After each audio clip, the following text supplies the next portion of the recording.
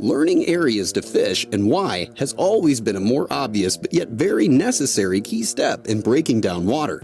But with developments in fishing electronics technologies now moving faster than ever, being able to see in real time how you are fishing basic or even complex structure means losing less lures. Oh yeah, there's that mouth up on the surface. That's what I like to see. And increasing your chances of catching more fish. And that's what's keeping it, of course, real snagless down there, or snagless as possible. But, that's a good fish.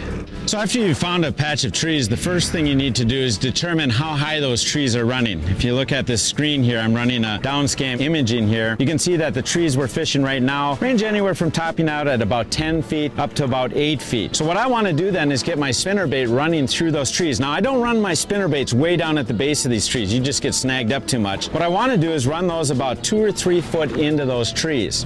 So what I use here is lead core to get that spinnerbait down a little bit. And the amount of lead core is based on how high those trees are up. So for instance, in this example where we're fishing about, I would say 10 or 11 feet deep, what I'm fishing is 2 colors of lead core and then 15-foot leader of monofilament. If I'm fishing out deeper like we fished today, where the trees say top out at about 25 feet, then I'm letting out 6 colors of lead and that 15-foot leader of mono. Speed is real important.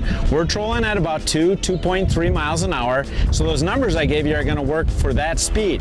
If you slow down, you're going to have to let out less lead because it sinks better. If you speed up, you're going to have to let out more lead because it doesn't sink quite as well.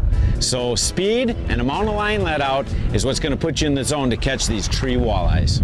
Fish, fish, Jim, fish! Get them out of the trees, man. Come on, baby, come on up. Looks like walleye to me. Yeah, we got a little round mouth on him. That's coming, man. Here he comes. That's coming. Here he comes. Slow down, Lou. I get the net here. Here he comes. You ski him right in there. Yeah. I'll reach out and grab him before he flips out. There you go. There we go. Sockfish. One of them under 20s. Yeah, there we go. Like a perfect slot almost. Right at 19, I would say. Yeah. A nice fish. They all bite good, though. Whoa, get that spinner bait. All right, buddy. That's a money fish in a tournament.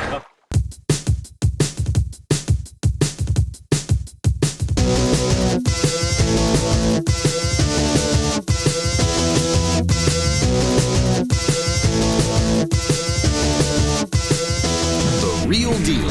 Real fishing information from real fishing experts. Presented by Amsoil.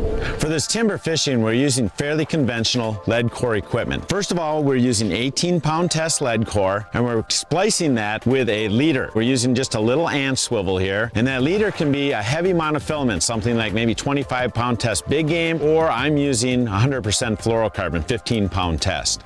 We take and go down that leader, and then we just directly tie to the spinnerbait. As far as spinner baits, what we're using is 3/4 ounce or 1 ounce spinner baits, so fairly heavy ones. Seems like the willow blades are some of the best things to use on there. It seems to run through the water a little bit better at the high speeds. I use 2 different lengths of rods, especially because I'm trying to run 4 rods in this case. Now I suggest if you're just starting out doing this, just start out with maybe 2, go to 3, and then 4. But if you're running 4 rods, you can run 2 of the shorter rods. I use the 8.5-foot rods down the middle, and then I use longer rods on the outside to really spread out, and those are 10-foot long. One last thing that I will show you is that I've got a line counter reel here. And a lot of people, when they're fishing lead core, they say, well, why do you need a line counter? You can just count colors. But many times when you're fishing lead core, you need to be real precise. It's not a full color that you want to let out. Maybe you want to let out 1.5 colors, 2.25 colors. So what I do is just keep track on my line counter reel of the total amount of line I've got out. And what we do for this trees is just let out enough so it starts ticking the tops of those trees, running a little bit down in there. So standard lead core, not such a standard lure, but it catches lots of walleyes.